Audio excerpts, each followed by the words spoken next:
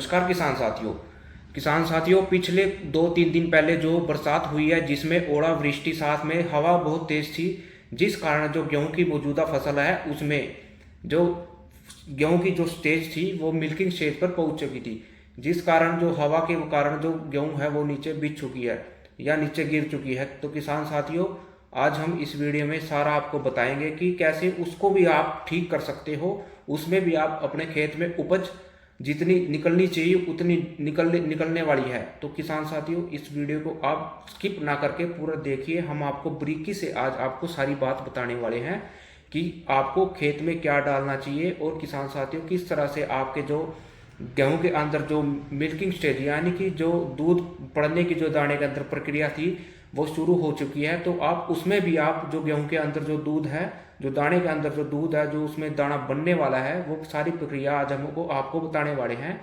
कि उसमें वो प्रक्रिया पूरी होएगी। वैसे वैसे चाहे नीचे पड़ी हो वो प्रक्रिया पूरी होएगी।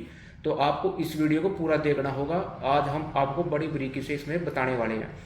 तो चलिए, मेरा नाम है आकाश राणा और आप देख रहे हैं अपना यूट्यूब चैनल किसान विज्ञान। तो चलिए वीडियो को शुरू करते हैं। तो किसान साथियों, जैसे 2-3 दिन पहले जो बरसात हुई है उसमें जो गेहूं है उसमें काफ़ी नुकसान देखने को मिल रहा है। ये बारिश हरियाणा, पंजाब, राजस्थान और यूपी में बहुत ज़्यादा ओलावृष्टि के साथ, कई जगह तो ओलावृष्टि इतना ज़्यादा थी कि गेहूं जो है बिल्कुल ख़त्म हो चुकी है। लेकिन जहाँ पर हवा के कारण जो गेहूं है वो नीचे गिर चुकी है, तो उसमें जो गेहूं का जो झंडा पत्ता है वो भी उसके नीचे दब चुका है, जिस कारण जो गेहूं की जो फोटोसिंथेसिस की जो धूप के माध्यम से भोजन बनाने की जो प्रक्रिया है उस वो भी प्रभावित होने वाली है। तो किसान साथियों, ऐसा क्या करा जाए कि उसमें जो मिल्किंग स्टेज पे जो गेहूं थी उसमें जो दाना है वो पूरा अच्छे से बन पाए और उसमें जो झाड़ है यानी कि जो उसकी उपज है वो भी कम ना हो और उपज बढ़ जाए। तो किसान साथियों, सबसे पहले आपको विशेष कर ध्यान रखना है तो किसान साथियों वो है उसका जो खेत की जो नमी है, पर्याप्त नमी है, वो पर्याप्त नमी बनी रहनी चाहिए उसके अंदर। क्योंकि किसान साथियों, जो गेहूं की जो जड़ें हैं वो खेत से जो तत्व जो पड़े हैं वो मिल्किंग स्टेज पर बहुत ज़रूरी है, क्योंकि वो दाने को मिलने वाले हैं।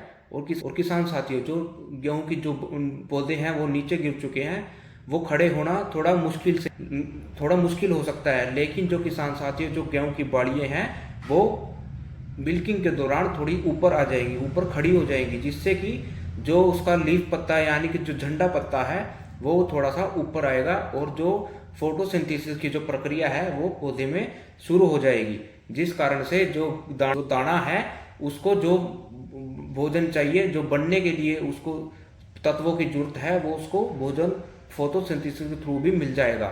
तो किसान साथियों, ये जो प्रोसेस है ये चलेगा तो पौधा अपने आप ही आपको देखने को बड़ा हुआ देखने को मिलने वाला है। जो ये प्रक्रिया है फोटोसिंथेसिस की जो प्रक्रिया है ये शुरू हो जाएगी। और हाँ किसान साथियों, जिस भी किसान भाई की इस तरह की जो गेहूं है जो नीचे गिर चुकी है उसके लिए आप उसमें 00 NPK 0050 की स्प्रे अवश्य करवाएं।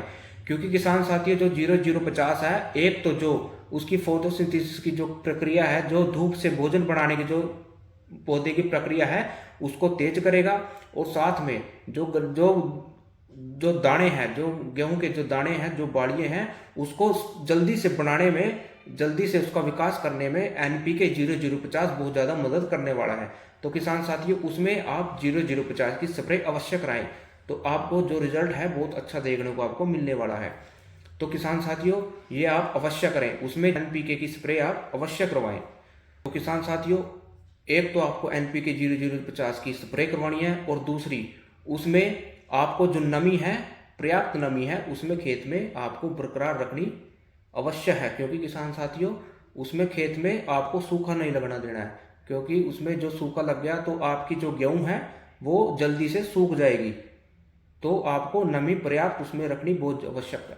और साथ में NPK 0050 की आप स्प्रे करवाएं, तो आपको उपज में भी और आपका जो दाना है वो भी पूरा आपको भरा हुआ दिखने वाला है। तो चलिए।